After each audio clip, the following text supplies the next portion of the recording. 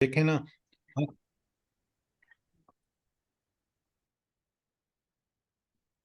الحمد للہ رب العالمین، الصلاۃ والسلام علی رسولہ النبی الکریم وعلی آلہ واصحابہ اجمعین. الحمد للہ الذی ہدانا لہذا وما كنا لنهتدی لولا ان ہدانا اللہ. رب اشرح لی صدری ویسر لی امری واحلل عقدۃ من لسانی یفقہوا قولی. آمین یا رب العالمین. اچھا، ہم نے پہلے بھی انہی انبیاء کے واقعات سورہ الاعراف میں پڑھے ہیں، اور پھر دوبارہ ہم یہاں پڑھ رہے ہیں سورہ ہود میں. کل میں نے آپ کو بتایا تھا کہ یہ واقعات جو ہیں یہ ہمارے لیے انتہائی سبق آموز ہیں. ذرا لکھیں نا آپ. پہلی بات جو ہے ان سارے واقعات سے، وہ انبیاء کے حوالے سے ہمارے سامنے سنت الہی آتی ہے. سنت الہی کیا ہے؟ اللہ تعالیٰ نبی بھیجتا ہے، وہ نبی اپنی دعوت دینے کا حق ادا کرتا ہے، قوم انکار کرتی ہے، خاص کر وہ لوگ جو برائیوں میں ملوث اور اہل ثروت ہوتے ہیں.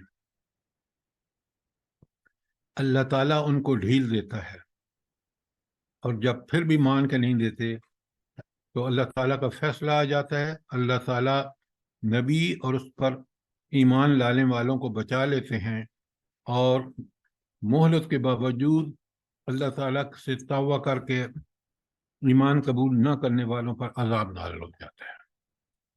یہ ہے پہلی سنت الہی. اس میں انذار بھی ہے اور تبشیر بھی ہے. انذار ان لوگوں کے لیے جو نبی پر جو بشارت ان لوگوں کے لیے جو نبی پر ایمان لے کے آئیں اور نبی کا ساتھ دیں. ان کو دنیا میں عذاب سے نجات اور آخرت میں جنت کی بشارت ہے. یہ باتیں نوٹ کریں، کیونکہ اگر اس کے بغیر پڑھیں گے تو یہ واقعات آپ سمجھیں گے یہ واقعات نہیں ہیں، یہ بڑے عبرت آموز اللہ تعالیٰ کی طرف سے چیزیں بیان ہوئی ہیں. انذار ان لوگوں کے لیے جو لوگ اس دعوت کو قبول نہ کریں، باوجود اس کے کہ اللہ تعالیٰ ان کو مہلت دیتے ہیں، پھر اللہ تعالیٰ ان کو اپنا عذاب نازل کرتے ہیں، وہ تباہ و برباد ہو جاتے ہیں. تو پہلی تو یہ سنت الہی ہے.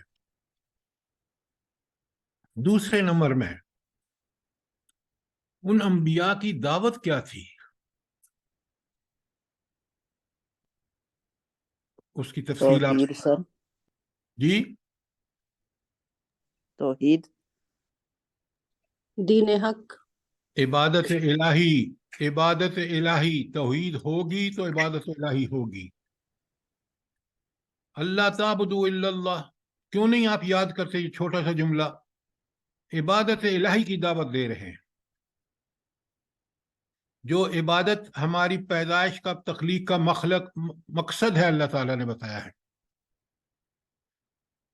اس کے بعد اس دعوت کے برخلاف قوم کا رد عمل، وہ جو گمراہ ہوتے ہیں. نمبر 3، گمراہ لوگوں کا رد عمل. نمبر 4، اس واقعے کو پڑھنے سمجھنے والے کے لیے اس میں بہت عبرت اور نصیحت ہے. عبرت اور نصیحت. نمبر 5، ایمان لانے والوں کا کتنا بہترین انجام ہوتا ہے.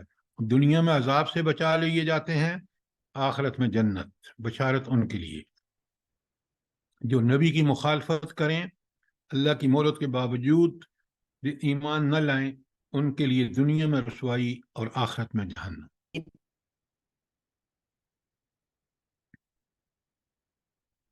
اچھا، دنیا میں رسوائی جب ہم کہتے ہیں، میری بات بڑے غور سے سنیں، سوال آ رہا ہے آپ کے لیے. جب ہم کہتے ہیں کہ دنیا میں یہ لوگ رسوا ہوتے ہیں، حالانکہ ہم دیکھتے ہیں کہ وہ تو مال و دولت، اس میں فراوانی، ہر چیز ان کو اللہ تعالیٰ جتنی محنت کرتے ہیں وہ دیتا ہے ان کو، تو پھر دنیا میں ان کی کیا رسوائی ہوتی ہے؟ بتائیے۔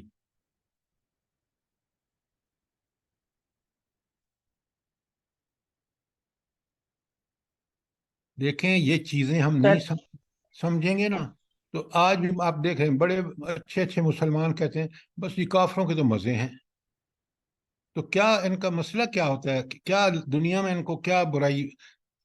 انکار دعوت انبیاء کے باوجود ان دنیا میں ان کو جو خوشحالی ملتی ہے، لیکن ہم کہتے ہیں، یا اللہ تعالیٰ خود قرآن میں کہتا ہے، اسی وجہ سے ہم کہتے ہیں کہ یہ دنیا میں بھی رسوا ہوتے ہیں۔ کیا رسوائی ہوتی ہے ان کی؟ دل کا سر سکون نہیں ہے، بیماری مسلط ہو جاتی ہے۔ سر جی ان کے دلوں پہ مور لگ جاتی ہے اور یہ ان کو توبہ کی توفیق نہیں ملتی۔ اور سر جی آیت کے تھرو جواب دیں۔ پہلے ویسے جواب دیں پھر آیت پڑھیں۔ سر یہ اللہ بھی ان سے ناراض اور رسول بھی ناراض ہو جاتا ہے، یعنی نہیں یہ سر کوئی جی جواب، دل کا سکون چھین لیا جاتا ہے ان سے۔ آپ بڑے غور سے سنیے، یہ ساری باتیں آپ کی پارشلی ٹھیک ہے۔ دنیا کا عذاب یہ ہوتا ہے کہ انسان جب اس دعوت کو ریجیکٹ کر دیتا ہے، اس کو کا انکار کر دیتا ہے، کفر اختیار کرتا ہے، تو سب سے پہلے وہ انسان نہیں رہتا، وہ حیوان بن جاتا ہے۔ اس میں مال کی، دولت کی، ہر چیز کی ہرس حد سے زیادہ، اور نہ اس کا کوئی سیرت نہ اس کا کردار۔ انبیاء کو آج بھی لوگ ان کے سیرت و کردار کی وجہ سے ہمارے لیے وہ نمونہ ہیں، رول ماڈل ہیں۔ ان لوگوں کو اللہ نے دنیا میں بھی بتا دیا کہ یہ لوگ ایسے اللہ کی رحمتوں سے دور ہیں کہ یہ انسانوں کی نہیں حیوانوں کی زندگی گزار رہے ہیں۔ تو سب سے بڑا نقد ایمان انکار جو ہے دعوت سے یا قرآن و سنت سے، انسان حیوان بن جاتا ہے۔ کیوں؟ حیوان بھی اپنی خواہشات کے پیچھے چلتے ہیں، یہ بھی چلتے ہیں، حالانکہ اللہ رب العالمین نے وَجَعَلَ لَكُمُ السَّمْعَ وَالْأَبْصَارَ وَالْأَفْئِدَةَ، کہ اللہ نے تو ان کو قوت سماعت، قوت بصارت اور قوت عقل و فہم دی تھی۔ یہ عقل بھی استعمال صرف کرتے تو فوراً سمجھ جاتے کہ حق یہی ہے جو انبیاء بیان کر رہے ہیں۔ تو اب ہم چلتے ہیں کل کے درس کی، اگر کوئی سوال ہے تو کر لیں۔ دیکھیں یہ نقطے سمجھا کریں تاکہ پھر انہی نکات، یہ اصل نٹ شیل آپ کا جو ان ساری دعوت کے واقعات ہیں، جو 5 نقطے میں نے دکھائے ہیں آپ کو، یہ مین اس کا مقصد ہے، اس انبیاء کے واقعات بیان کرنے کا۔ اب ذرا ہم اسی جو میں نے آپ کو 5 اس کی روشنی میں جو کل کا درس ہے میں اس کی سمری بیان کر رہا ہوں، بڑے غور سے سنیں، قرآن کھول لیں، آیت نمبر 25 کو دیکھیں آپ، کہ اللہ تعالیٰ فرماتے ہیں کہ ہم نے قوم میں نوح علیہ السلام کو مبعوث کیا اور اس کو کیا بنا کر بھیجا؟ کیا بنا کر بھیجا؟ آیت 25 میں قرآن ہے آپ کے سامنے، یہ نذیر بنا کر نذیر مبین۔ نذیر مبین کیا مطلب؟ اگر تم نے اس دعوت کا جو نوح علیہ السلام نے اس کو قبول نہیں کیا تو تمہارے لیے ڈر انذار ہے، تمہیں یہ خبر دی جاتی ہے کہ تم تباہ و برباد ہو جاؤ گے۔ نذیر مبین، کھلا ہوا ڈرانے والا۔ کیوں؟ نبی گویا کہ اس عذاب کو دیکھ رہا ہوتا ہے۔ آیت 26 میں کہا کہ دعوت کیا تھی بنا؟ اب دیکھیں نا، یہ بڑی پوائنٹ ہے، اللہ تعبدوا الا اللہ، کہ اللہ تعالیٰ کے علاوہ کسی کی عبادت نہ کرو۔ اب اگر آپ توحید کی، بڑے غور سے سنیے، اگر آپ توحید کو کسی بندے نے، کیا ثبوت ہے کہ وہ موحد ہے، توحید پرست ہے، اس کا کیا ثبوت ہے بھلا؟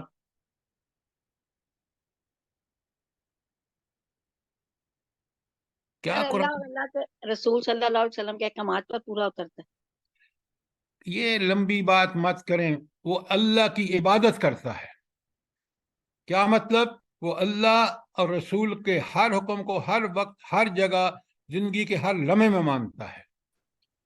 بات جامعہ قرآن کی طالب علم ہے ہم. اللہ تعبدوا الا اللہ، جو خالص اللہ کی عبادت کرتا ہے وہ واقعتاً توحید پرست ہے. کیوں؟ عبادت جو اگر زندگی کے ہر معاملے میں ہر وقت اور ہر جگہ وہ اللہ کے اور قرآن و سنت کے مطابق چل رہا ہے، گویا اس نے عبادت کا حق ادا کیا، اور توحید پرست ہوگا تو پھر یہ عبادت کا حق ادا کرے گا. عبادت الہی توحید کی جڑ ہے.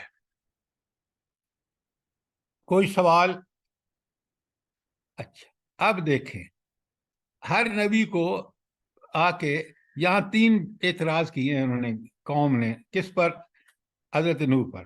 پہلا کہا کہ یہ جو آپ پر ایمان لائے ہیں نا، نہیں، پہلا کہا کہ تم تو ہماری طرح کے انسان ہو، جیسے ہم کھاتے ہیں تم بھی کھاتے پیتے ہو، تمہارے ہم میں فرق ہی کوئی نہیں ہے. حالانکہ اسی نبی کو دعوت سے پہلے کہتے ہیں کہ یہ معاشرے کا سب سے بہترین انسان ہے.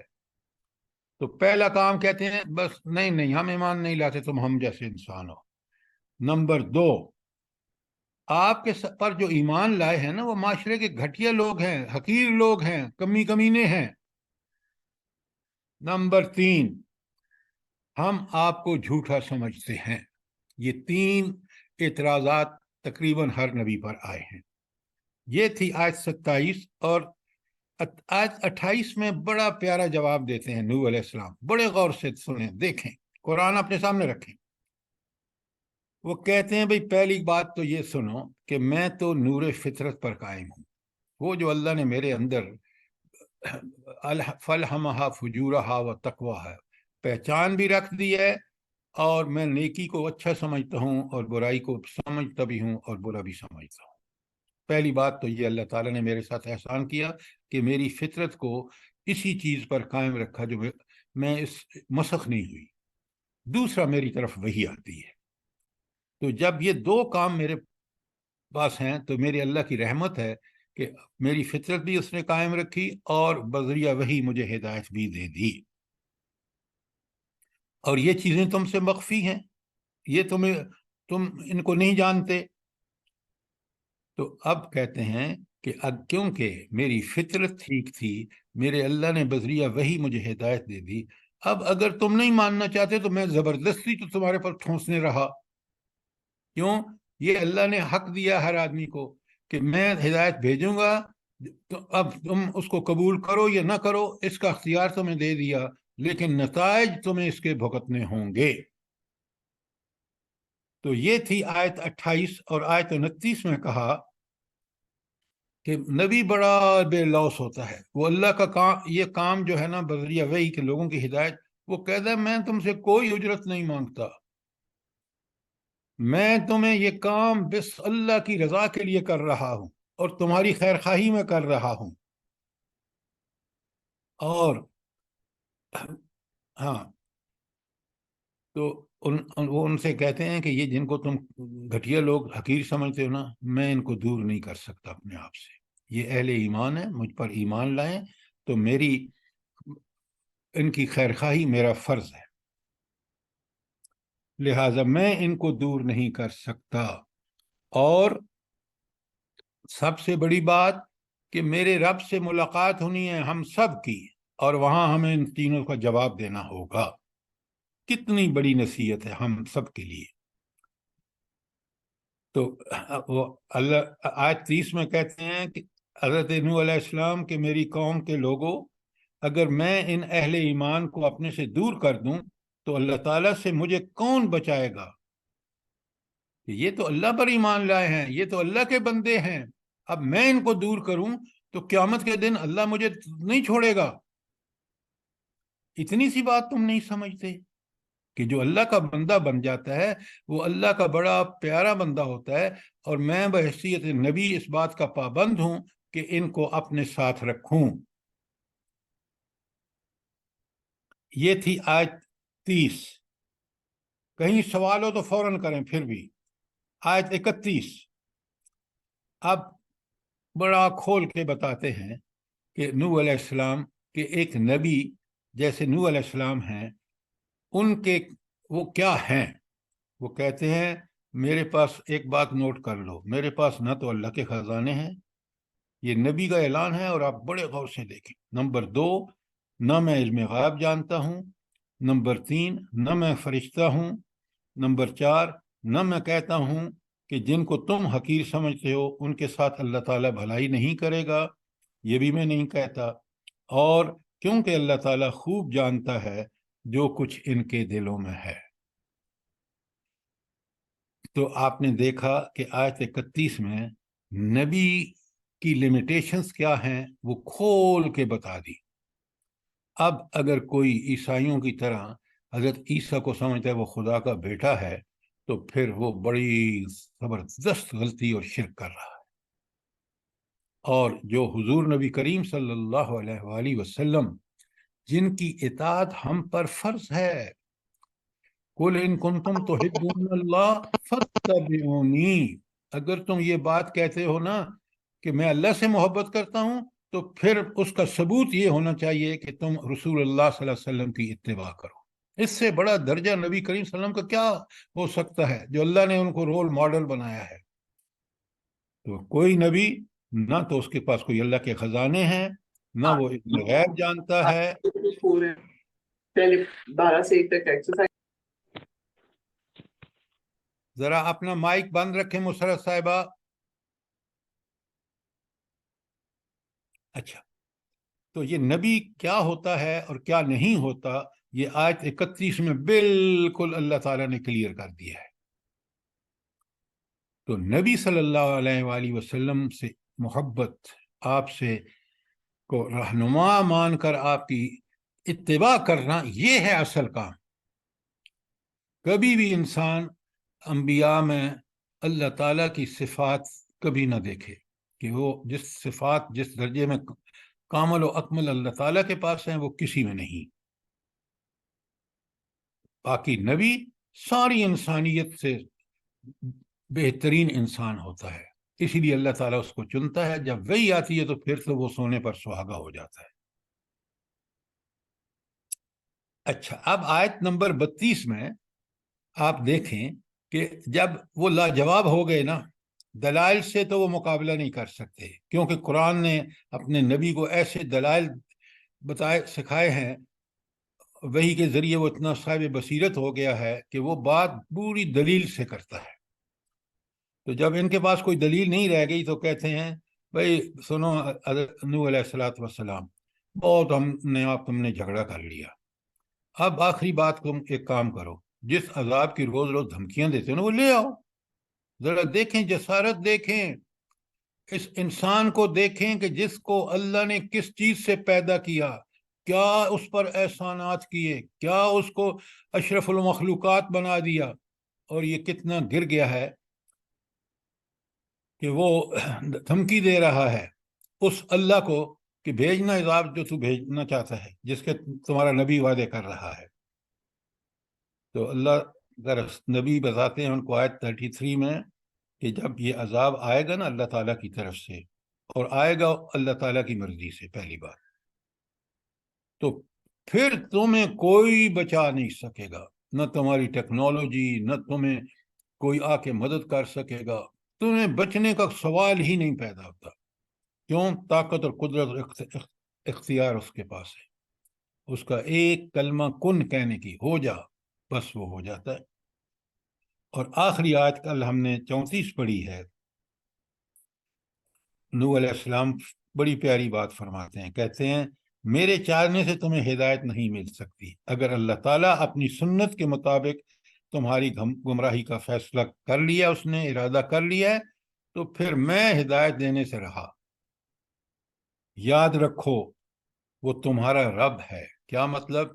رب کے وہ سارے معنی، پروردگار نمبر 1، کفیل نمبر 2، آقا مالک نمبر 3، اور صاحب اقتدار اور اختیار 4۔ تو وہ ہے تمہارا رب، اسی کے پاس تم نے لوٹ کے جانا ہے، اور وہ رب ان ساری طاقتوں اور قدرتوں کا مالک ہے، پھر وہ تم سے حساب لے لے گا۔ یہ تھا کل کا خلاصہ۔ میں نے اس لیے اس چیز کو تفصیل سے بیان کیا تاکہ ہمارے پیش نظر رہے کہ یہ واقعات قرآن میں کیوں بیان ہوئے ہیں۔ کوئی سوال، کوئی چیز کلیئر نہ ہوئی ہو تو ضرور پوچھیے، ورنہ آج کا درس ہم شروع کریں۔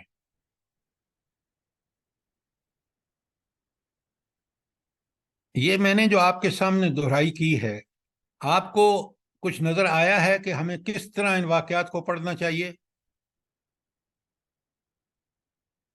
جی سر، جی سر، جزاک اللہ۔ اچھا، اب چلتے ہیں آیت نمبر 35 پر۔ واقعہ پورا انہی کا چل رہا ہے، کس کا؟ حضرت نوح علیہ السلام کا۔ آیت 35 میں ہے، بسم اللہ الرحمن الرحیم، ام یقولون افترا، یہ کہتے ہیں کہ نوح علیہ السلام نے جھوٹ گھڑ لیا ہے، یعنی جو وہ باتیں بتا رہے ہیں نعوذ باللہ کہ اللہ کی عبادت کرو، اللہ کے بندے بن جاؤ، تو یہ سب اس کو کیا کہتے ہیں؟ اس نے تو یہ اس کو وہی نہیں سمجھتے۔ بدبختی دیکھیں، کیونکہ اللہ تعالیٰ نے اپنے ذمے لیا ہے نا کہ وہ انسانوں کو ہدایت دے گا، اور ہدایت کا ذریعہ رسالت ہے کہ اللہ ایک بندے کو رسول چنتا ہے، اس بندے کو نمونہ بنا دیتا ہے۔ اور ایک بات یاد رکھیں، بہت اہم ہے، کہ رسول اسی جنس کا ہوتا ہے۔ اگر ہمارے سامنے کسی فرشتے کو اللہ تعالیٰ رسول بنا کے بھیجتا اور وہ اس کو نمونہ بناتا، تو ہمارے لیے بڑا آسان تھا یہ کہنا کہ اللہ، اس کی ضروریات اور میری ضروریات اور، یہ نور سے پیدا، میں آگ مٹی سے پیدا، اور میرے اندر تو آپ نے وہ چیزیں رکھی ہیں جو اس فرشتے کے اندر نہیں ہیں، تو یہ میرا رول ماڈل کس طرح مکمل ہوگا؟ لہٰذا انسانوں کا رول ماڈل ایک انسان ہی ہو سکتا تھا، کیونکہ اس کی ساری انسانی ضروریات ہیں۔ آپ دیکھ لیں نبی کریم صلی اللہ علیہ وسلم نے شادیاں بھی کی، اولاد بھی ہوئی، ان کا انتقال بھی ہوا، آپ نے جنگیں لڑیں، آپ نے بڑے بڑے کافروں کے جو اذیت ہیں وہ برداشت کی۔ تو لہٰذا یہ بڑا ضروری ہے کہ ہمارا رول ماڈل ایک انسان ہی ہو، اور اللہ تعالیٰ نے اپنے فضل و کرم سے ایک انسان ہی کو نمونہ بنا کے بھیجا۔ اب اس انسان کو کیا کہہ رہے ہیں؟ ہم یقولون افطرا، ان کی قوم کہتی ہے آپ نے تو یہ جھوٹ کھڑ لیا ہے جو دعوت دے رہے ہیں۔ کل، اے اللہ کے رسول ان کو بتا دو، ان افتریتہ، اگر میں نے یہ جھوٹ گھڑا ہے، فعلی اجرامی، تو میں پھر اس کا مجرم ہوں۔ لیکن یہ تم جو کہتے ہو نا کہ اگر میں نے جھوٹ کہا ہے تو پھر ظاہر ہے میں نے جرم کیا ہے، تو وہ جرم کی ذمہ داری میری ہوگی۔ وَأَنَا بَرِيٌّ مِّمَّا تُجْرِمُونَ، لیکن ایک بات یاد رکھو کہ یہ جو تم جرائم کرتے ہو اس سے میں بری و ذمہ ہوں۔ کیا مطلب؟ کہ اس کی سزا تو تمہیں مل کے رہے گی، اور میں اس لیے بری ذمہ ہوں کہ میں نے تمہیں آگاہ کر دیا ہے۔ تو آپ نے دیکھا کہ نبی اتمام حجت کر رہا ہے، اور نبی ان کے سارے جرائم سے برات کا اعلان کر رہا ہے۔ کوئی سوال آیت 35 پر؟ سر یہ ایسے ہی ہو گیا نا، جیسے کہ کوئی بات نہ مانے، اسے دعوت کی تبلیغ دی جائے اور وہ بات پھر نہ مانے، چاہے 2-3 دفعہ دی جائے، تو پھر اسے یہی کہا جائے گا نا کہ تمہارے عمل تمہارے لیے اور میرے عمل میرے لیے۔ ہاں بس بالکل، لیکن بڑی ادب سے کہ بھائی ٹھیک ہے، جو تم کر رہے ہو وہ بھی اللہ کے سامنے پیش ہوگا، اور جو میں کر رہا ہوں وہ بھی اللہ کے سامنے پیش ہوگا، اور فیصلہ اللہ تعالیٰ کی ذات عدالت سے عین حق کے مطابق ہوگا۔ لہذا تم اپنا طریقہ کرے جاؤ، میں اپنا طریقہ، میں تو یقیناً بالکل اسی طرح کر رہا ہوں جس طرح میرے اللہ اور رسول یا قرآن و سنت نے بتایا ہے۔ بات جب بھی کریں تو وہ اڑی والی اور ضد والی بات نہیں ہونی چاہیے، بس اس میں، تاکہ انسان بعد میں 100 دفعہ سوچے کہ یار اس بندے نے جو بات کی ہے۔ اسی لیے اللہ تعالیٰ کہتے ہیں، فرماتے ہیں سورہ نحل میں، وَادْعُ إِلَىٰ سَبِيلِ رَبِّكَ بِالْحِکْمَةِ وَالْمَوْعِظَةِ الْحَسَنَةِ، بات دعوت کی حکمت اور بہترین نصیحت سے کرو، یعنی اس میں ایسی ہمدردی ہونی چاہیے۔ دیکھیں نا، اگر میں نے کسی کو یہ کہا جا دفع ہو جا، تینوں اللہ ویکھ لے گا، اب یہ بڑی غلط بات ہے۔ یہ پھر میری ضد میں اگر وہ ایمان نہیں لائے گا تو میں پکڑا جاؤں گا کہ میں نے اس کو ایسے الفاظ کیوں کیے کہ وہ ضد پہ آ گیا۔ میں اسے کہوں کہ چلو بھائی اللہ تعالیٰ تمہیں ایمان دے، اللہ تعالیٰ تمہارا بھلا کرے، لیکن بات جو ہے وہ میں نے آپ کو بتا دی ہے، قرآن و سنت کی ہے، میری بات نہیں ہے، اور وہ اللہ کا حکم ہے۔ مانو گے تو صلہ، نہیں مانو گے تو عذاب۔ یہ اللہ کا فیصلہ ہے، میں نے آپ کو بتا دی ہے، آپ کی مرضی ہے۔ اب اس سر پہ اکثر ایسا ہوتا ہے نا کہ عام معاملات میں بھی کوئی نہ کوئی ایسی بات ہو جاتی ہے، تو ہم لوگ پھر آخر میں یہی کہتے ہیں کہ ٹھیک ہے، تم نے اپنی قبر میں جانا ہے، میں نے اپنی قبر میں جانا ہے۔ بالکل، لیکن یہ بات تو ہم ایک مسلمان سے کہتے ہیں نا، جب کافروں سے بات ہو تو اس وقت آپ کا لب و لہجہ کبھی مناظرے والا، کبھی ان کو زج کرنے والا نہ ہو، وہ ہمارا انداز یہ ہو کہ ان کو سوچنے پر مجبور کر دیں۔ اچھا، یہ تھی آیت 35۔ دیکھیں کتنی چھوٹی چھوٹی آیات ہیں۔ اب ذرا دیکھیں آیت 36 میں اللہ تعالیٰ فرماتے ہیں، اب یہ اللہ کا ایک فیصلہ آ گیا، بھلا یہ فیصلہ ذرا غور کریں، بات کو ہمیشہ سمجھا کریں۔ 900 سال تک حضرت نوح علیہ السلام دعوت دیتے رہے۔ آپ اور میں تو 2 دفعہ کسی کو کہیں تو بس تھک ہار کے بیٹھ جاتے ہیں، اور مایوسیوں کا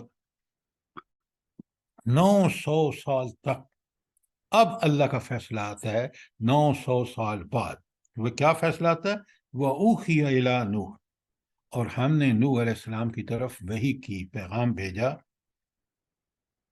أَنَّهُ لَن نُؤْمِنُ قَوْمَكَ، اب تیری قوم ایمان نہیں لائے گی، إِلَّا مَنْ قَدْ آمَنَ، سوائے اس کے جو پہلے ایمان لا چکے ہیں، اب مزید کوئی ایمان نہیں لائے گا۔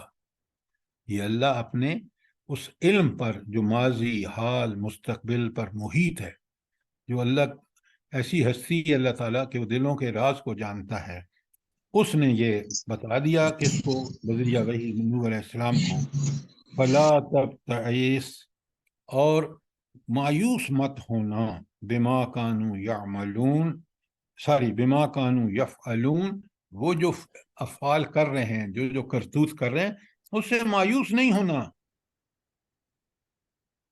لیکن اب ہم تو مایوس ہوتے ہیں، نبی بھی بہت حساس ہوتا ہے، وہ بھی چاہتا ہے کہ لوگ ایمان لائیں، اس کے لیے پوری جد و جہد کرتا ہے۔ حضور نبی کریم صلی اللہ علیہ وآلہ وسلم سے اللہ تعالیٰ فرماتے ہیں کہ ایسا لگتا ہے کہ تو اپنے آپ کو ہلاک کر لے گا۔ کس بات پہ؟ کہ یہ لوگ ایمان کیوں نہیں لاتے۔ تو اللہ تعالیٰ کہتے ہیں کہ آپ فکر نہ کریں، میں نے انسانوں کو آزادی دی ہے، چاہیں تو ایمان لائیں، چاہے تو ایمان نہ لائیں، لیکن ایمان لانے اور نہ لانے والوں کا انجام بتا دیا، کھول کھول کے بتا دیا۔ تو یہ تھا اللہ کا فیصلہ جو کمیونیکیٹ ہو گیا کس کو؟ اس وقت حضرت نوح علیہ السلام کو، اور ساتھ ہی اللہ تعالیٰ نے فرمایا آیت 37، وَاصْنَعِ الْفُلْكَ، اور ایک کشتی بناؤ، بِأَعْيُنِنَا، ہماری آنکھوں کے سامنے، کہ اللہ کا حکم آ گیا کہ اب آپ ایک کشتی بنائیں جو ہمارے سامنے۔ ہر کام اللہ کے سامنے ہوتا ہے، لیکن یہ نبی کو تسلی دی جا رہی ہے۔ اور آگے دیکھیں، وَوَحِيْنَا، اور ہم نے ان کی طرف وحی کی، نوح علیہ السلام کی طرف، وَلَا تُخَاطِبْنِي فِي الَّذِينَ ظَلَمُوا، اور اب ان ظالموں سے کوئی بات نہ کرو، انہم مغرقون، کیونکہ اللہ کا فیصلہ کیا آ گیا ہے، اب یہ غرق ہوں گے۔ مہلت دی 900 سال تک، اور یہ ایک سے ایک بڑھ کے حرکتیں کرتے رہے، لہٰذا اب اللہ کا فیصلہ ان پر نافذ ہو چکا کہ یہ غرق ہوں گے، اور آپ کو غرق ہونے سے کیا چیز بچائے گی؟ وہ جو اللہ نے حکم دیا، کشتی۔ آیت 37 پہ کوئی سوال؟ کتنا یہ نیچرل ہے، اور اللہ تعالیٰ جو جتنا بیان ضروری ہے ہدایت کے پوائنٹ آف ویو سے کس طرح بیان کر رہے ہیں۔ اب ظاہر ہے جب خشکی ہے، کوئی بارش نہیں، کچھ نہیں، اور نوح علیہ السلام کو اللہ نے حکم دیا، آپ نے فوراً کشتی بنانا شروع کر دی۔ تو اب دیکھیں وہ قوم کیا کرتی ہے، پہلے تو وَيَصْنَعُ الْفُلْكَ، اور حضرت نوح علیہ السلام نے کشتی بنانی شروع کر دی. وَكُلَّمَا مَرَّ عَلَيْهِ مَلَأٌ مِّن قَوْمِهِ، جب بھی ان کا سردار وہاں سے گزرتا جہاں وہ کشتی بنا رہے تھے، سخروا منہ، وہ ان کا خوب مذاق اڑاتا کہ دیکھیں نعوذ باللہ یہ نوح علیہ السلام پاگل ہو گئے ہیں کہ کشتی بنا رہے ہیں، نہ بارش نہ طوفان کچھ بھی نہیں اور کشتی بنا رہے ہیں. تو اس طرح کے وہ فکرے کستے مذاق کرتے. قال، حضرت نوح نے فرمایا، ان تسخروا منا، اگر اب تم مجھ سے مذاق کر رہے ہو نا، فإنا نسخر منکم، ہم بھی تمہارا مذاق اڑائیں گے، کما تسخرون، جیسا کہ تم مذاق اڑا رہے ہو. بھلا یہ کیوں کہہ رہے ہیں حضرت نوح علیہ السلام کہ ان کو جواب دے رہے ہیں کہ تم آج ہمارا مذاق اڑا رہے ہو نا، کل ہم تمہارا مذاق اڑائیں گے. کیوں کہہ رہے ہیں؟ کیونکہ اللہ نے انہیں کشتی بنانے کا کیونکہ حکم سر ان دیا اور پہ انہوں نے عذاب غرق آنے ہونا والا تھا. تھا. ہاں، اللہ تعالیٰ نے بتا دیا کہ یہ غرق ہوں گے، تو آپ نے دیکھا کہ یہ سب کچھ بعد میں ہوا، کیونکہ اللہ کا فیصلہ نافذ ہو کے رہتا ہے. کوئی سوال آج اس آیت کے بارے میں، 38 کے بارے میں؟ سر یہ جو آیت نمبر 37 میں ولا تخاطبنی ہے، تو یہ اللہ تعالیٰ ان کی مطلب ہدایت کے لیے کہہ رہے ہیں کہ اب آپ مجھے مزید نہ ان کے لیے کہیں، یہ لوگ ظالم ہیں. بالکل ہے، کیونکہ پچھلی آیت میں بتا دیا کہ اب کوئی ایمان نہیں لائے گا. یہ کس نے فرمایا؟ اللہ تعالیٰ نے. اللہ تعالیٰ دلوں کے حال جانتا ہے، تو اس لیے اللہ تعالیٰ یہاں آگے آ کے کہہ رہے ہیں کہ اب ان سے بات مت کرو. کیوں؟ فیصلہ ہو چکا ہے، پچھلی آیت میں فیصلہ ہو چکا ہے نا کہ یہ غرق ہوں گے. تو اس لیے اللہ تعالیٰ نے کہا کہ مزید ان سے کوئی بات چیت نہ کرے. بات سمجھ آ گئی؟ جی جزاک اللہ. اچھا، اب دیکھیں کیسی 38 میں بتایا کہ کس طرح کی پھپتیاں کستے تھے اللہ کے نبی پر. اچھا، فَسَوْفَ تَعْلَمُونَ، ان قریب ان کو پتہ لگ جائے گا، ان قریب یہ جان لیں گے، ان کو معلوم ہو جائے گا، مَن یاتی عذاب، کس کے اوپر عذاب آتا ہے، یخزی ہے، تاکہ وہ اس کو رسوا کر دے. عذاب میں تو آپ کو پتہ ہے انسان تباہ و برباد، مال جان سب، تو اس سے بڑی کوئی رسوائی ہو سکتی ہے؟ تو اللہ تعالیٰ فرماتے ہیں کہ اب ان مذاق کرنے والے، ان آپ کی مخالفت 9 سال کی تبلیغ کے بعد میں نے مہلت دی کرنے والوں کو ایسا عذاب آئے گا کہ ذلیل و رسوا ہو جائیں گے. وَيُحِلُّ عَلَيْهِ عَذَابٌ مُقِيمٌ، اور ان پر وہ عذاب آئے گا جو ٹالے نہ چلے گا، مقیم، جس کو کوئی ٹال نہیں سکے گا. تو ظالموں کا انجام دیکھ رہے ہیں آپ، نبی کی انذار دیکھ رہے ہیں، اللہ تعالیٰ کی سنت دیکھ رہے ہیں آپ.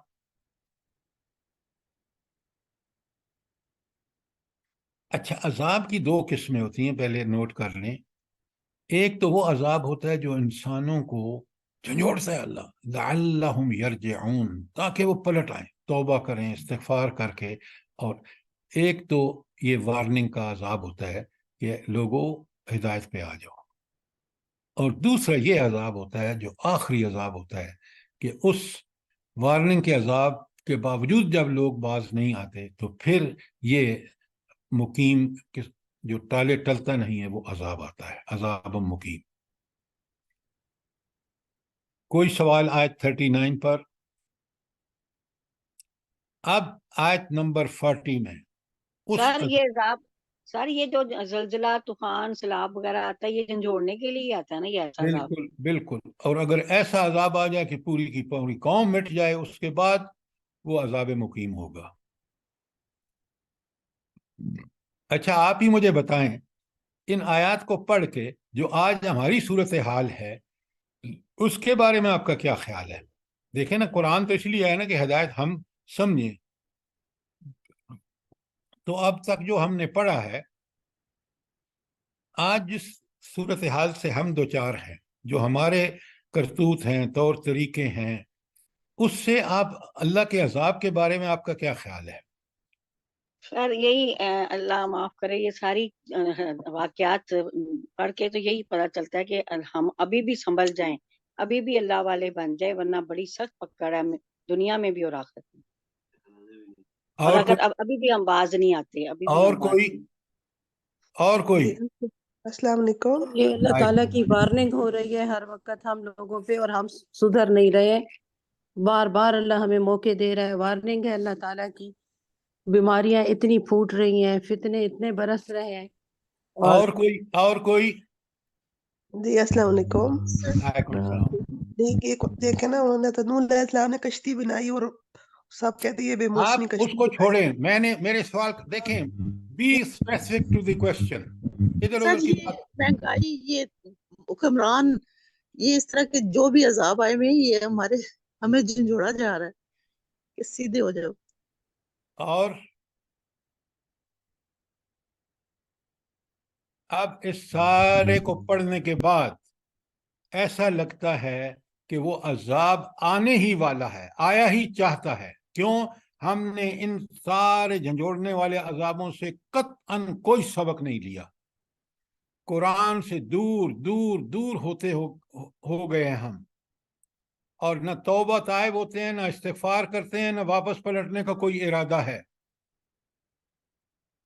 جس قوم کی اسمبلی ملک پاکستان اسلام کے نام پر بنا ہو اور وہ کہے کہ سپریم نعوذ باللہ یہ بدبخت جو بیٹھے ہیں ایم این ایز وہ ہیں سپریم، تو اس کا مطلب ہے یہ تو فرعونی دعویٰ ہے.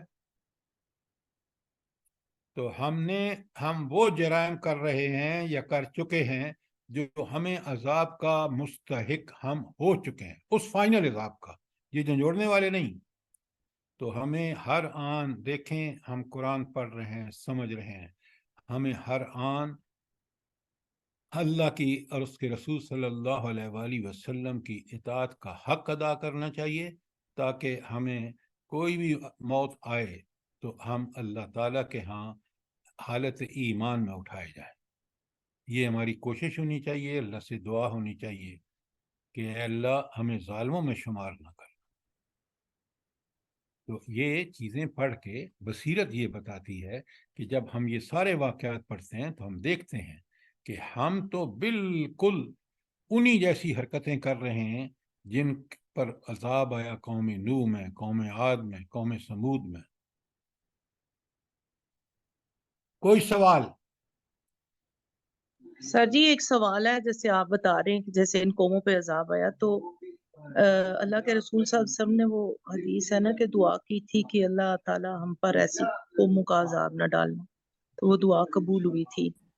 تو اس پر وہ جو دعا بھی اللہ نے سکھائی، ربنا ولا تحمل علینا اصرا کما حملتہ، تو سر اس کے بارے میں آپ پھر کیا کہتے ہیں؟ اچھا سنیں، اللہ تعالیٰ نے اتنی مہلت دی ہے کہ ہمیں چھوٹے چھوٹے عذاب، جیسے دیکھیں تفرقہ بازی ہے، ظلم ستم کی انتہا ہے، یہ سارے بھی دراصل عذاب ہی ہیں. اور آپ دیکھ رہے ہیں یہ عذاب بڑھتے جا رہے ہیں. لادین قوم کے لادین لوگ جو ہیں وہ ملک چھوڑ چھوڑ کے جا رہے ہیں، اور یہ سب ہماری حرکتوں کی وجہ سے ہے. لیکن ہم نے دیکھا اللہ کی ایک سنت ہے، اور وہ سنت ہے کہ جب کوئی قوم حد سے بڑھ جاتی ہے، اب وہ حد اللہ کو پتہ ہے، پھر اللہ اس کو مٹا دیتا ہے. یہ کس سنت جو ہے وہ قائم و دائم ہے، یہ یاد رکھیں. بات کلیئر ہے؟ جی سر. اچھا، اب چلیے آیت نمبر 41 پر. نہیں آیت نمبر 40. حتی اذا جاء امرنا، جہاں تک کہ ہمارا فیصلہ آ گیا. فیصلہ کیا تھا؟ عذاب کا فیصلہ. وفارت تنور، اور ایک تنور ابل پڑا. قلنا احمل فیہا آمن کل زوجین اثنین. تو قلنا، ہم نے، اللہ تعالیٰ کہتے ہیں ہم نے کہا، احمل فیہا من کل زوجین اثنین، کہ اس میں ہر چیز کے جوڑے اٹھا کے رکھ لے. اس کشتی میں ہر چیز کے ایک ایک جوڑا سوار کر لے. وَأَهْلَكَ، اور اپنے اہل کو بھی. یہاں نبی کا اہل کون ہوتا ہے؟ جلدی بتائیں. جو ان پہ قوم ایمان والے جو نبی جو اس پر ایمان لا کر وہ اس کا گھر کا بندہ بن جاتا ہے. وہ نبی کے اہل وہی ہوتا ہے. دیکھیں ابھی آگے چل کے دیکھیں گے کہ جب دعا مانگی ہے اللہ رب العالمین سے، جب لوٹتے بیٹے کے لیے حضرت نوح نے، تو اللہ تعالیٰ نے فرمایا یہ تمہارے اہل میں سے نہیں ہے. تو نبی کا اہل یاد رکھیں، وہ شخص ہوتا ہے جو اس کے اہل اور آل میں جو اس پر ایمان لا کر اس کا ایمان کے سارے تقاضے پورے کرتا ہے. اچھا، یہ اللہ تعالیٰ نے یہ کیوں کہا کہ ایک ایک جوڑا ہر چیز کا رکھ لے؟ کیوں فرمایا؟ پھر سر آگے اگلی نسل کے لیے سر. اور کوئی؟ سر جی دیکھیے، انسان صرف یہیں پہ ہی تھے نا، اور کہیں اور نہیں تھے، اور جہاں انسان ہوتے وہیں ساری مخلوقات ہوتی ہیں، تو اس وجہ سے کہ آئندہ نسلیں چلانے کے لیے اور وہ ساری. یہ جواب ٹھیک ہے. ساری انسانیت دیکھیں. اب یہاں سب چیز، یہ کچھ بیک گراؤنڈ میں انفارمیشن ہے وہ ضروری ہوتی ہے. یہ پوری دنیا کے انسان اس وقت یہی کچھ تھے، کیونکہ حضرت نوح کے بعد یہ پہلے رسول ہیں. حضرت آدم کے بعد پہلے رسول حضرت نوح علیہ السلام ہے، اور دنیا کی پوری آبادی وہیں پر ہے، اور اس آبادی میں 900 سال انہوں نے دعوت دی ہے. اب اللہ نے جب غرقابی کا فیصلہ کر لیا تو ہر چیز غرق ہو جائے گی، جو بھی انسان، جانور، سب. تو یہ جو جانور انہوں نے رکھے ہیں، جیسے انہوں نے کہا، یہ جانور جو ہے وہ آئندہ نسل چلے گی، پھر انسانیت کو یہ جانور جو ہے اویلیبل رہیں گے کام کے لیے، کھانے پینے کے لیے، وغیرہ وغیرہ، سواری کے لیے. تو بات کو پوری آیت کے اندر غور و فکر ضرور کریں تاکہ ہم سمجھیں. تو یہ تھی عذاب کی نوعیت. ہاں، تو فرمایا کہ آپ ایک ایک جوڑا دوسرے چیزوں کا لے لیں، اور اہل ایمان کو بھی اٹھا لیں. الا من سبق علیہ القول، ہاں جس پر ہماری بات پہلے ثابت ہو چکی ہے. ومن آمن، اور جو کوئی ایمان لایا ہے. وما آمن معہ الا قلیل، 900 سال کی دعوت کے بعد جو لوگ ایمان لائے تھے وہ بڑے تھوڑے سے تھے. آپ اندازہ کریں کہ جب قوموں میں ظلم، ستم اور ایک عرصے سے جاری رہتا ہے تو وہ توجہ نہیں کرتی اللہ تعالیٰ کی ہدایت، جو ان کی دنیا اور آخرت کی فلاح کی ضامن ہے. آج اپنے آپ کو دیکھ لیں، خود آنکھوں سے کھول کے دیکھ لیں آنکھیں، کہ کس قدر ہم بگ ٹرٹ دوڑے جا رہے ہیں، جہالت میں، غفلت میں، اللہ کی نافرمانیوں میں ایک سے دوسرا بڑھ رہا ہے، امیر ہو، غریب ہو. تو ایمان اس وقت بھی یہی کیفیت تھی حضرت نوح کے زمانے میں کہ تھوڑے لوگ ایمان لائے تھے. اللہ تعالی ہمیں اس کیفیت سے بچنے کی توفیق عطا فرمائے. آمین. سر ہم دعوت دیتے ہیں لوگوں کو اس کی کلاس کی، قرآن کلاس کی، یا گھر میں درس ہو رہا ہے تو 50-60 لوگوں کو دعوت دیتے ہیں، اور اس میں سے بہت سے مشکل سے 11 12 14 15 تک، اس سے زیادہ نہیں ہوتے، اور بار بار دیتے ہیں اور بہت کم آتے ہیں. بس یہی اصل میں یہ اللہ سے دوری، قرآن و سنت سے دوری، دنیا میں اتنا غرق ہو جاتا ہے آدمی. کبھی آپ نے نوٹ کیا ہے، بڑی پیاری بات کی آپ نے، کہ آپ کو اللہ تعالیٰ آپ کو کس طرح وقت میں برکت دیتا ہے کہ آپ سارے یہ دعوت کے لیے ان کو دعوت دینا، پھر گھر پہ درس کرنا، یہ سب کا وقت آپ کو اللہ دے دیتا ہے. اور جی. ان بدبختوں کو جو اس کا انکار کرتے ہیں، وہ دنیا میں اتنے غرق ہوتے ہیں کہ ایک کے بعد دوسرا کام، دوسرے کے بعد تیسرا، اور ان کے پاس کوئی وقت نہیں ہوتا، کیونکہ ان کی دلچسپی یہی ہے تو اللہ تعالیٰ بھی ان کو اسی میں غرق رکھتا ہے. لیکن یہ آپ بہت ٹھیک کرتے ہیں, آپ حق ادا کرتے رہیں. اللہ تعالیٰ قیامت کے دن آپ کو پتہ چلے گا کہ میرے رب نے اس دعوت کے نتیجے میں, پتہ ہے قرآن کیا کہتا ہے؟ اللہ تعالیٰ فرماتے ہیں کہ اس آدمی سے اچھا کون ہے جو اللہ کے دین کی طرف بلائے. آیت کیا ہے بلا؟ ومن احسن ممن دعا الى اللہ جزاک اللہ, عمل صالح. جزاک اللہ. ومن احسن قولا, اس سے اچھی بات کس کی ہے؟ سب سے اچھی بات گویا یہ ہے, ممن دعا الی اللہ, جس نے اللہ کی طرف بلایا. یہ کام دنیا میں کر لیں, یہ عارضی دنیا میں. آخرت میں آپ دیکھیں گے کہ رب العالمین کتنا قدردان ہے. جب ہم نے اخلاص کے لیے اس کے دین کی طرف دعوت دی ہے تو وہ ہم اپنے اجر سے ہمیں نوازے گا انشاءاللہ. جزاک اللہ تعالی ہمیں انہی لوگوں میں سے کرے. آمین. سر جیسے یہ میں کر سکتی ہوں بات, جیسے جی یہ یہاں پہ جرمنی میں دیکھیں, ہم لوگوں کی ایک ہے بیٹی جو دیتی ہیں درس ہم لوگوں کو, بچاری بلاتی ہے, کہتی رہتی ہے, لکھتی بھی ہے, سب کچھ کرتی ہے, سب کوششیں کرتی ہے, لیکن وہی لوگ رہ گئے ہیں 5 لوگ جو شروع سے اس کے ساتھ جڑے ہوئے ہیں. باقی کسی کے کان پہ جوں بھی نہیں رینگتی ہے کہ یہ درس ہر ویک میں دیتی ہیں تو شامل ہو جائے. دوسری پارٹیوں کے لیے سب پورا یہ جو میرا شہر ہے اکٹھا ہو جاتا ہے. یہ آپ کی اور بات, لیکن آپ سنیں, وہ جو کام کر رہی ہیں دوسرے لوگ, اللہ کی ناراضگی کا بہت بڑا سبب ہے. اور آپ لوگ اللہ کے لیے یہ اس ماحول میں کام کر رہے ہیں جرمنی میں, یہ اللہ کی آپ پر رحمت ہے, اس کا کرم ہے, اس کا فضل ہے کہ اس نے آپ کو ان برائیوں سے بچا کے اس اعلیٰ ترین نیکی پر لگا دیا ہے. جتنا ہم شکر کریں, آپ شکر کریں, اتنا ہی کم ہے. جزاک اللہ. سر یہ اس کا ذرا وضاحت کر دیں, من سابقہ علیہ قولو. ہاں, یہ اچھی بات کی آپ نے.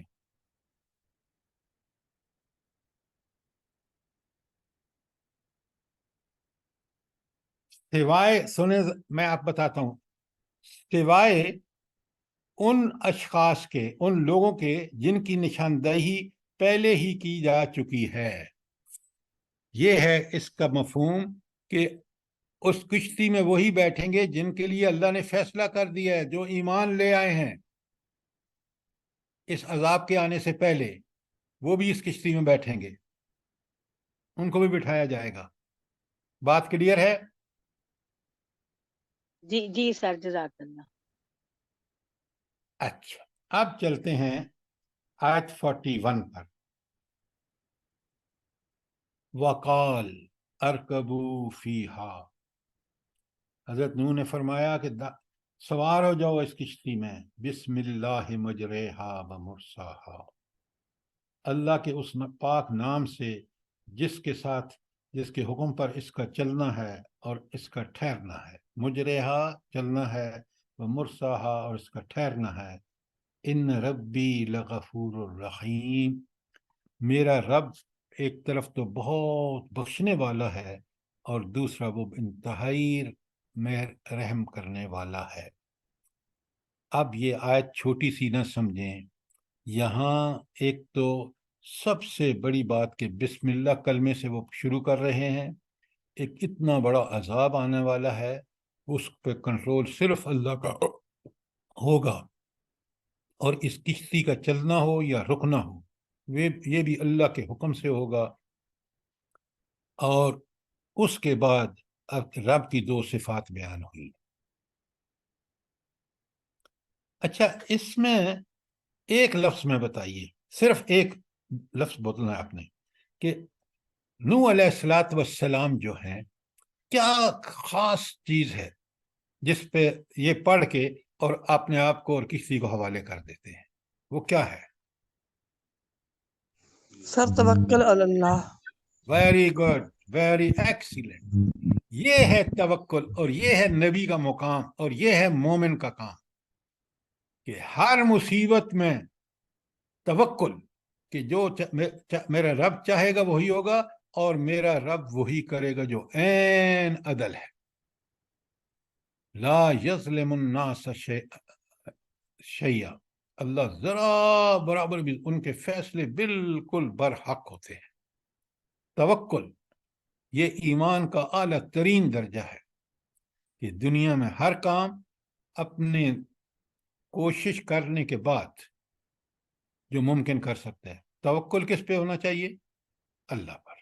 اور یہی وہ اس آیت میں آپ نے بڑا ٹھیک لفظ بولا، یہ ہے توکل، اور یہ توکل ہر مومن میں ہونا چاہیے۔ کوئی سوال آیت 36 کے بارے میں؟ اچھا، اب آ جائیے آیت سر یہ مجری ہا و مرسی ہا کی ذرا تشریح ذرا کر دیجئے، مترجمہ تو سمجھ آ گئی۔ تشریح یہ ہے، اب پانی میں کشتی، موجیں ہیں کل جبال، پہاڑ جیسی، تو یہ کشتی ان موجوں میں کون بچا رہا ہے اس کو؟ اللہ تعالیٰ۔ اور کبھی یہ ٹھہرتی ہے جب سکون ہوتا ہے، کبھی یہ چلتی ہے جب اللہ کا حکم ہوتا ہے، لہریں آتی ہیں، چلتی ہے۔ تو ان سارے حالات میں مشکل ہوں، آسان ہوں، چلنا ہو یا ٹھہرنا ہو، تو یہ کون اس کو بچا رہا ہے؟ اللہ تعالیٰ۔ تو یہ ہے اس کا چلنا اور ٹھہرنا ہے۔ سر جی جس طرح جزاک اللہ۔ آپ بیٹھے ہو نا کشتی میں، اور کشتی گر جائے، بھنور میں پھنس جائے، تو وہ پھر آپ کو سمجھ آئے گا کہ اس کا چلنا کیسا ہوتا ہے اور اس کا ٹھہرنا کیسے ہوتا ہے۔ جی آپ کچھ کہہ رہے تھے؟ جی سر، وہ ایک تو اس کا پڑھنا ایسے کہ مجرے ہاں، انہوں نے مجری ہاں پڑھا ہے، اور دوسرا سر جی ہم جب گاڑی میں بیٹھتے ہیں جو ہمیں دعا سکھائے گی یہ سفر کی، تو یہ سمندر کے سفر کی شاید یہ دعا ہے، ایسے ہی ہے؟ دیکھیں بالکل آپ ٹھیک کہہ رہے ہیں، دعا مانگ کے گاڑی میں بیٹھنا چاہیے تاکہ انسان اللہ کی حفاظت میں رہے۔ ہمیشہ جب گاڑی میں بیٹھیں تو اسی وقت دعا مانگ لیں۔ کیا دعا ہے؟ جلدی بتائیں۔ سبحان الذي سخر لنا هذا وما كنا له مقرنين وإنا إلى ربنا لمنقلبون۔ جزاک اللہ، جزاک اللہ۔ دیکھیں یہ سب لوگ یاد کریں اور اپنی عادت بنا لیں کہ گاڑی میں بیٹھتے وقت، بیٹھنے کے بعد فوراً آپ نے یہ دعا مانگنی ہے۔ اللہ تعالیٰ مجھے بھی اور آپ کو اس کی توفیق عطا فرمائے۔ اب چلتے ہیں آگے، آیت نمبر 42۔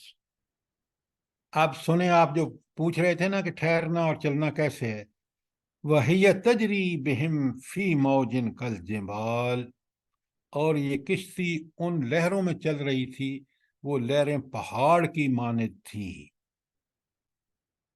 اب یہ ذرا کیفیت آپ اس کا حصہ بن جائیں نا، کہ پہاڑ جیسی لہریں کشتی میں بیٹھے ہوئے ہیں، اور اللہ نے بتا دیا کہ یہ غرق ہو کے رہیں گے۔ این اس وقت حضرت نوح کی نظر پڑتی اپنے بیٹے پر، کیونکہ وہ نافرمان تھا، تو فوراً پدری محبت جاگ پڑتی ہے، اور وہ کہتے ہیں اپنے بیٹے سے کہتے ہیں وَنَادَى نوح ابنہ، اور نوح علیہ السلام نے اپنے بیٹے کو آواز دی، وَكَانَ فِي مَعْزِلٍ، اور وہ ایک کنارے پر تھا، یا بنی ارکب معنا، اے میرے بیٹے آپ ہمارے ساتھ اس کشتی میں سوار ہو جائیں، وَلَا تَكُنْ مَعَ الْكَافِرِينَ، اور ان کافروں کے ساتھ خدا کے لیے چھوڑ دو، ان کے ساتھ نہ ہو۔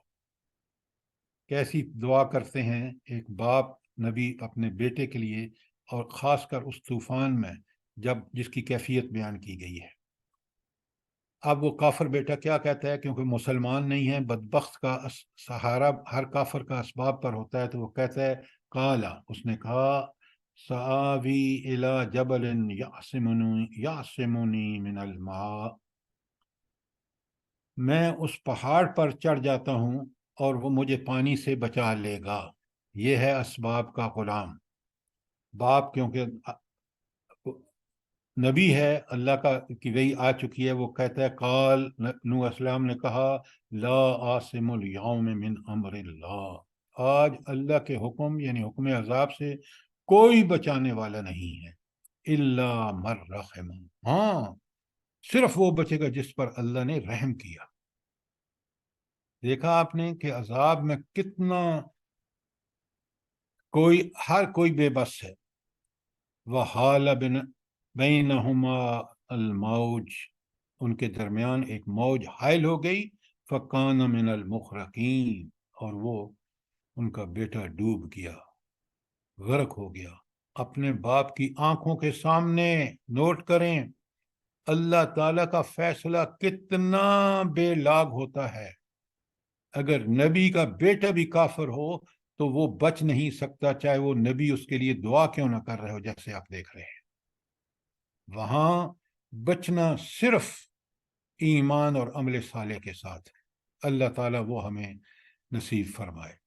کوئی اور چیز کسی کو وہاں نہیں بچا سکے گی، کوئی رشتہ داری، کوئی کچھ بھی نہیں۔ آپ پڑھیں گے سورہ تحریم میں کہ اللہ تعالیٰ کس طرح ان باغی اور سرکش بیویوں کو، حضرت نوح اور حضرت لوط کی، کہ کس طرح ان کو غرق کرتا ہے، اور فرعون کے گھر کے اندر ایک مومنہ عورت کو کس طرح اللہ بچاتا ہے۔ یہ سارے واقعات صرف اس لیے ہیں کہ ہم دنیا میں اللہ تعالیٰ کی سنتوں کو ٹھیک ٹھیک سمجھیں۔ وحال بینہم الموج، اور ان کے درمیان ایک موج حائل ہو گئی، فکان من المغرقین، اور وہ غرق ہو گیا ان کا بیٹا۔ کوئی سوال آیت 43 پر؟ اب اللہ تعالیٰ کا حکم آتا ہے، دیکھیں یہ ہے رب کائنات، کس طرح اپنی کائنات پر کنٹرول ہے۔ وکیل یا ارض، اللہ تعالیٰ نے فرمایا یا کہا گیا، ابلعی ماءک، اپنے پانی کو نگل جا، وہ یا سماؤ، اور اے آسمان، اقلعی، اور تو رک جا، تھم جا، وغیظ الماء، اور پانی بیٹھ گیا، اللہ کا حکم آنا تھا۔ قضی الامر، فیصلہ ہو چکا، واستوت علی الجودی، اور کشتی ٹھہر گئی جودی پر، پہاڑ پر۔ وکیلا، اور کہا گیا، بعدا قوم الظالمین، لعنت ہو، دوری ہے کس کے لیے؟ ظالم قوم کے لیے۔ تو یہ جب اللہ کا عذاب آتا ہے تو آپ نے دیکھا کہ کس طرح تباہی مچائی، اور پھر ایک رب کے حکم سے، جس نے زمین کو حکم دیا کہ پانی نگل جا، آسمان کو حکم دیا تم رک جاؤ، اور پانی بالکل بیٹھ گیا۔ یہ ہیں رب کے حکم، اور یہ ہیں عذاب کی کیفیات۔ کوئی سوال نہیں ہے تو آگے آیت 45۔ وَنَادَ نُوحٌ رَبَّهُ، اور نوح علیہ السلام نے اپنے رب کو پکارا، فقال، اور اس نے کہا، رب، اے میرے پروردگار، ان بنی آمن اہلی و انی وعدک الحق،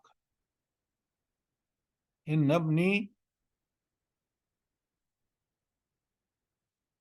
ہاں بڑے غور سے سنیے، اللہ تعالیٰ کیا فرما رہے ہیں؟ وَنَادَ نُوحٌ رَبَّهُ، نوح علیہ السلام نے اپنے رب کو پکارا، فقال، اور کہا، رب ان ابنی من اہلی، کہ یہ میرا بیٹا میرے اہل میں سے تھا، وَإِنَّ وَعْدَكَ الْحَقُّ، اور تیرا وعدہ سچا ہے۔ کیا مطلب؟ کہ اللہ نے حکم دیا تھا کہ تم اپنے اہل کو بھی بٹھا لو، تو اب کیونکہ یہ میرا بیٹا نبی حضرت نوح کے حساب کے مطابق میرے اہل میں سے ہے، تو آپ کا وعدہ سچا ہے، تو اس کو بچا۔ وَأَنْتَ أَحْكَمُ الْحَاكِمِينَ، اور اس بات کو تسلیم کرتے ہیں کہ آپ حاکموں کے حاکم ہیں، فیصلہ آپ کا چلتا ہے، نہ فرعون کا چلتا ہے، نہ کسی اور ڈکٹیٹر کا۔ اب سنیں جواب اللہ تعالیٰ کا۔ انہوں نے کہا، نوح علیہ السلام نے کہا نا میری اہل میں سے ہے۔